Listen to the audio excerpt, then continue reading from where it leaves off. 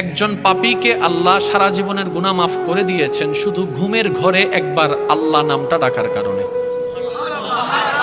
আরেকটু জোরে সুবহানাল্লাহ।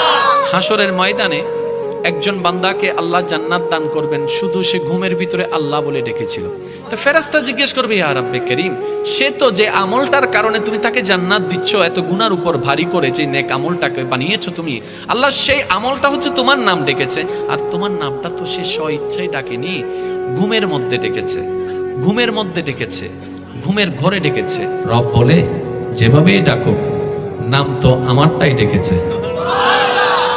যেভাবেই ডাকুক নাম তো আমারটাই ডেকেছে, নাম তো আমারটাই ডেকেছে, আর আমি তার ওই নামটা টাকাকে কবুল করেছি।